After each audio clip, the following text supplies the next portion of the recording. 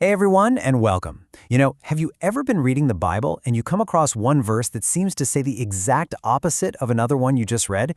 Well, today we're diving into one of the biggest biblical puzzles out there, the showdown between faith and works.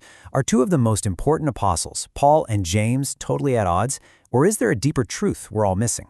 Let's figure this out. So the heart of this whole problem comes down to two absolute giants of the New Testament, the Apostle Paul and Jesus' brother James. And when you look at what they wrote, on the surface, it really looks like they're in a theological cage match, saying completely opposite things about how a person gets right with God. And I mean, just look at this. The difference is stark. Paul writes to the Galatians and says, a person is justified, made right with God, not by works, but by faith, plain and simple. But then James comes along and says, a person is considered righteous by what they do and not by faith alone. They are literally using almost the exact same words to make opposite points. So what gives? Is this it? A major, glaring contradiction right in the heart of Christian teaching? I mean, is one of them right and the other just wrong? Or just maybe, is there something bigger going on here? Something that we're missing from our 21st century perspective? That's the mystery we're going to solve. All right, first up, let's step into Paul's corner. To really get what Paul is so fired up about, we have to understand who he was talking to and the very specific problem he was trying to fix. You'll see in a second that context is everything. So, Paul was writing to these new non-Jewish believers in Jesus, but there was this other group often called Judaizers who were coming in right behind him and telling these new Christians, hey, it's great that you have faith in Jesus, but that's not enough. To really be in, you also have to adopt the works of the law, things like getting circumcised, following Sabbath rules, and observing Jewish food laws. And Paul's response is basically a thunderous, no way! He argues passionately that our right standing with God comes through faith in Jesus and faith alone, not by adding on these external religious ID badges. Okay, now let's switch corners. Over here we've got James, and it turns out James was dealing with a complete opposite problem in his community. He wasn't fighting against legalism, people adding works to their faith. Nope, he was fighting against a so-called faith that was totally empty. See, James was writing to people who were quick to say, oh yeah, I've got faith. But for them, it was just a mental thing, a verbal claim. They agreed with the right facts, But this faith had zero effect on how they lived. They would see their brothers and sisters who were poor, hungry, without clothes, and they would just say, go in peace, hope you get warm and well fed, but do absolutely nothing to help. James's point is that a faith like that, a faith that doesn't result in real action, is completely useless. It's dead. It has no power to save anyone. And James drives this point home with an unforgettable metaphor. He says, a body without a spirit isn't just a little sick or kind of weak, it's a corpse. It's dead.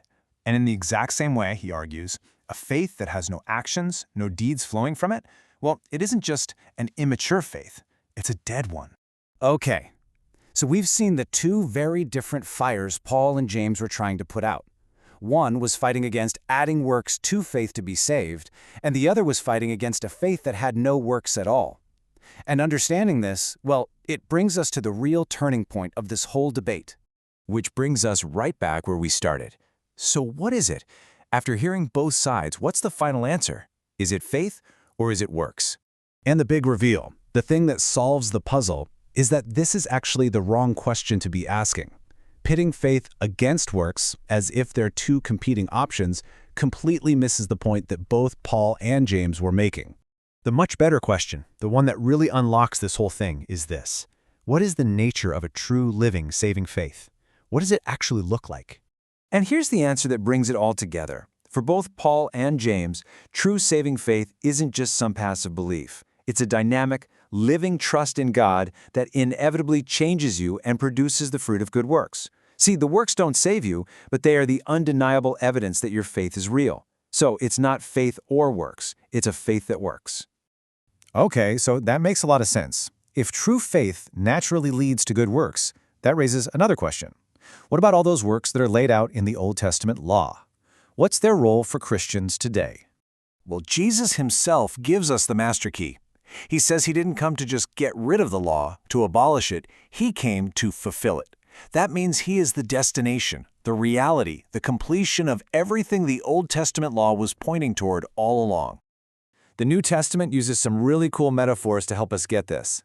Think of it this way. The law was like a shadow of something amazing coming. Jesus is the reality that casts the shadow. The law was like a temporary guardian or a babysitter for God's people, but Jesus is the rightful heir. The entire law was one giant promise pointing forward, and Jesus is the fulfillment of that promise. So, because Jesus is the fulfillment, Paul explains that Christians are no longer under the law. Now, that doesn't mean we live in lawless chaos. It means the specific covenant made with Moses is no longer our binding authority. Instead, we now live under what Paul calls the law of Christ, guided by his teachings and empowered by the Holy Spirit to live them out. So, how do we put this into practice? Here's a super helpful 3-step way to think about it. First, you identify a specific law in the Old Testament, like the gleaning laws, which told farmers to leave the edges of their fields unharvested for the poor. Second, you ask, what was the intention? What was the principle behind that rule? Well, it was to make sure the poor and vulnerable were provided for. And third, you apply that timeless principle to your life today. How can we, in our own world, fulfill that same intention of caring for the poor? So let's wrap this all up. What are the crucial takeaways? First, Paul and James are not in conflict. They're like two doctors treating two different illnesses. Second, the real question isn't faith or works. It's what is the nature of a true saving faith? Third, we learn that true faith is always dynamic and active. It's a faith that works. And finally, we saw that the Old Testament law was a temporary guardian, always pointing forward to its ultimate fulfillment, which is Jesus himself. And that leaves us with one last big question to think about for ourselves. In a world that is just full of claims and beliefs, what does a dynamic, living, active faith, a faith that truly works, what does that actually look like for you today?